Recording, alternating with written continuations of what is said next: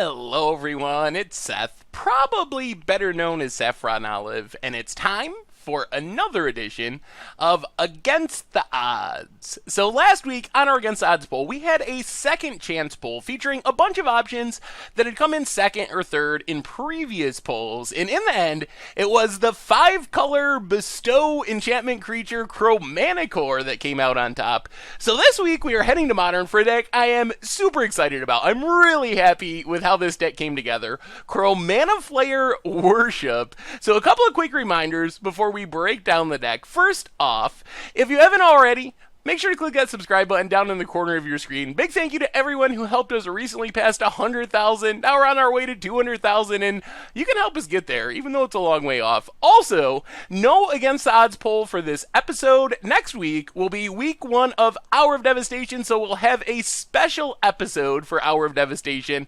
Then we'll jump back into things with the poll, featuring a bunch of new Hour of Devastation cards in the following episode. But if you want to read more about the deck, you can still follow the link in the description to the article on the site. Anyway, let's talk Chromantiflayer Worship. So, of course, our namesake card, Chromanticore.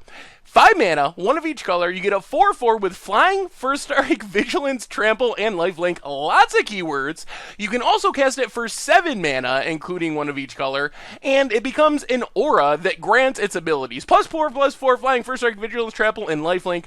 So, Chromanticore saw extremely fringe play in Standard, along with a Delve card, Soulflayer. So Soulflayer costs 6 mana, you get a 4/4, except you can Delve all the way down to just 2 black mana, and if you exile creatures when you're Delving Soulflayer, Soulflayer gets their ability. So part of our plan here is we can get a Chromanticore in our graveyard, and cast a Soulflayer for as little as 2 mana, real mana, thanks to Delve, exiling Chromanticore, maybe some other stuff, and build this really insane 2-mana creature. I mean, if you consider just a Chromanticore, if we exile Chromanticore and lands, we get a 2-mana, 4/4 Flying, First Strike, Vigilance, Trample, and Lifelink, which is a great deal, and we have even more upsides and more things we can exile.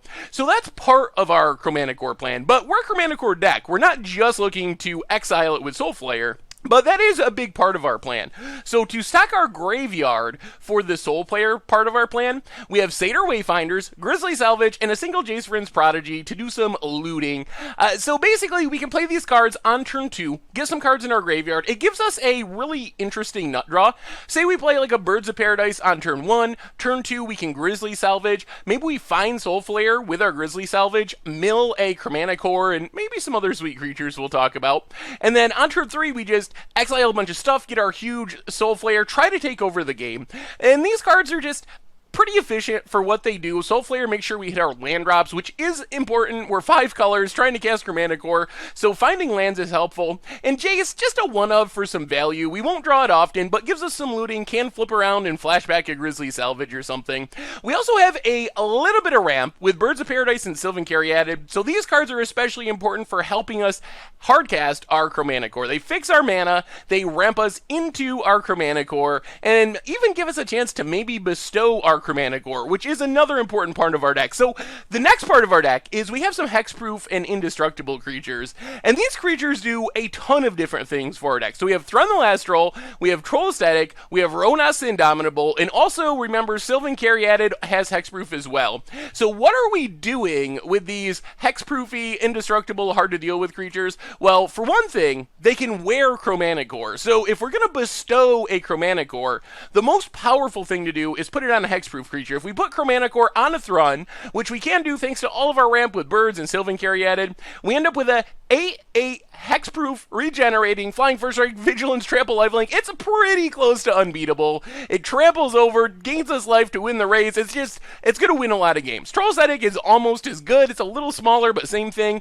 Ronas, of course, we will have a creature with power 4 or greater, with Thrun or some of our other stuff, and then we just beat down with a 9/9 indestructible Death Trudge, etc., etc., etc., etc., etc. So that's part 1 of these cards. Part 2 of these cards is they're awesome with Soulflayer. So we mill them. with our Satyr Wayfinder, with our Grimflayer, and then when we exile, hopefully with Chromanticore and also with Thrun, we build Soulflayer into just the most unbeatable threat. Not only does it get the million mechanics from the Chromanticore, but it's also going to have Hex Proof, or Indestructible and Death Touch, which makes it really hard to beat, and we can do that with our Sylvan Caryatid as well, so we actually have a total of 7 Hexproof creatures and 1 Indestructible creature that we can mill into our graveyard to exile along with the Chromanticore with our Soulflayer. Finally, since we're playing all these things, the last part of our deck is Worship, and this was kind of the last piece of the puzzle. So I didn't start off trying to build a Worship deck. I started off trying to build the best Chromanticore deck possible, and then I realized, while we're playing all these Hexproof and Indestructible creatures, we're trying to make Hexproof Soulflayers, we have all this stuff going on, this is the perfect shell to just slot Worship in, and maybe get some free wins against people, at least help keep us alive, because it gives us opportunity to not die right away to a deck like Burn, a deck like Storm, which we would struggle with, because we're trying to get to 5 mana Chromanticores, trying to get to 7 mana bestowing of Chromanticores, and against really fast aggressive decks in Modern, we're going to have a problem with that, but Worship buys us a bit of time to get to our really powerful stuff, and it just naturally works well with the other creatures in our deck. Not only do we have all the actual Hexproof creatures and Indestructible creatures, but our Soulflayer will often be Hexproof and or Indestructible as well, so it makes it really hard for our opponent to ever get our board clean of creatures to kill us through a Worship, and they have to have an answer for the Worship, and a lot of decks, at least in the main, don't have many answers to Worship, so that's kind of the final piece of the puzzle. As far as the rest of the cards in our deck, just a few random things. Tasigur is another card that takes advantage of the fact we're stocking our graveyard. Not as sweet as Soulflayer, but you can think of it as kind of a backup Soulflayer that also, in the late game, can enable our graveyard by milling some Chromanticores and stuff like that to exile. So, just another reasonable threat. We can just like Satyr Wayfinder on turn 2, turn 3 Tasigur, get a big 4/5. Lingering Souls, a good card to mill, makes a couple chump blockers to help slow things down, gives us a flashback ability that we can use if our board gets wrathed and we have a Worship out, and then just a single path to exile, not much room for real removal, but we slipped in 1 copy just as the ultimate hedge. As far as the mana base, I'm not going to go through every land, basically a million different fetch lands. I think we have every single shock land in our deck as a one of, and some basic lands to play around Blood Moon, so all different kinds of fetches and shocks and basics. In the sideboard, Thoughtseize and Negate come in to help us disrupt our opponent. We can get a Rest in Peace, which is good against us, out of our opponent's hand on turn 1, counter on the way down. Also, we can get rid of or counter things that might destroy our Worship after sideboarding. Fatal Push, Blessed Alliance, Damnation gives us a bit of removal to come in against aggro decks. Like I said, not much in the main, so it's nice to have a little bit more we can bring in the sideboard. Surgical Extraction and Relic of Progenitus for graveyards. Then we have Fulminator for Tron decks, works well with Surgical, can kill a Tron land, exile all of that Tron land so our opponent's off Tron forever. Stony Silence for Affinity, also Tron, and a Leyline of Sanctity for a bit of protection against discard. When we're trying to resolve these expensive Chromanticores and stuff, it's nice to have the ability to make sure it's not getting Thoughtseize out of our hand against Death Shadow decks and so forth. And that is Chromantiflayer Worship for Modern, and that's our Against the Odds deck for this week. So I'm actually really excited for this one. I really love how this deck came together.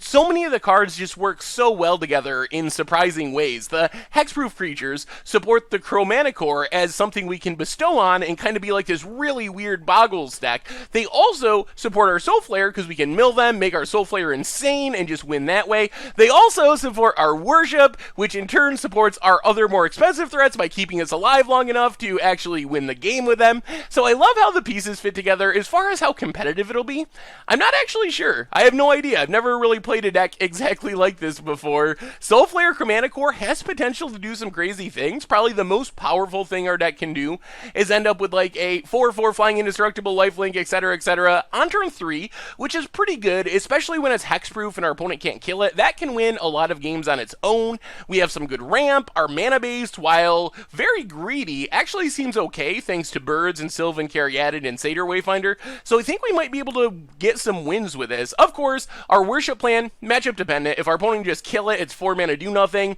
But some matchups, it's going to be great. It gives us a shot against Burn and Storm and decks like that.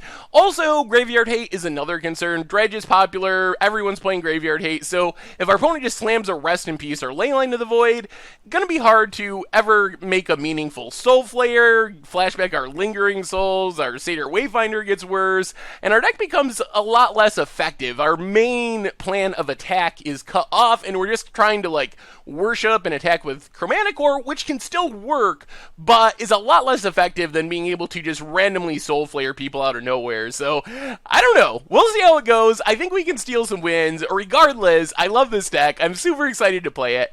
Anyway, that's our Against the Odds deck for this week, Chromantiflayer Worship for Modern. So thank you very much for watching. I hope you enjoy the gameplay videos, and I will talk to you soon. Thanks for watching the video. If you haven't already, take a minute and click that subscribe button. It's a great way to support the channel for free, and you'll find the next video in the playlist right here.